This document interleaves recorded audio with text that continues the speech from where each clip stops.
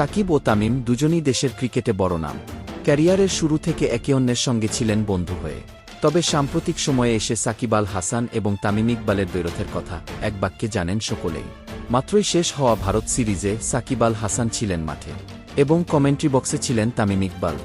তামিম মাঠের ক্রিকেট থেকে অবসর নেননি, অপেক্ষায় আছেন ফেরার, এবং সাকিব ২ ফরম্যাট থেকে অবসরের ঘোষণা দিয়েছেন। দেশের ক্রিকেটের এই দুই তারকা এবারে মুখোমুখি হচ্ছেন যুক্তরাষ্ট্রে। যুক্তরাষ্ট্রের ন্যাশনাল ক্রিকেট লিগের আয়োজনে 60 স্ট্রাইকস টুর্নামেন্টে খেলবেন বাংলাদেশের দুই তারকা ক্রিকেটার। বিপিএলের পর এটাই তাদের একসঙ্গে খেলা টুর্নামেন্ট। ৬ দলের এই টুর্নামেন্ট ৪ অক্টোবর শুরু হয়ে শেষ হবে ১৪ অক্টোবর। সাকিব এবং তামিম দুজনের ক্লাব অবশ্য ভিন্ন ভিন্ন। ১০ দিনের ১০ ওভারের এই আসরে তামিম খেলবেন টেক্সাস গ্ল্যাডিয়েটর্সের হয়ে এবং সাকিবের দল লস অ্যাঞ্জেলস ওয়েভস। যুক্তরাষ্ট্রের স্থানীয় সময় সন্ধ্যা ৭:৩০টায় উদ্বোধনী ম্যাচে মাঠে নামবে তামিমের দল Texas Gladiators. University of Texas ডালাসে তারা খেলবেন ডালাস লনেস্টার্সের বিপক্ষে। পরদিন স্থানীয় সময় সকাল ১০টায় সাকিবের দল লস অ্যাঞ্জেলস ওয়েভস খেলবে নিউ ইয়র্ক লায়ন্সের বিপক্ষে। টুর্নামেন্টের সব ম্যাচই হবে একই ভেন্যুতে।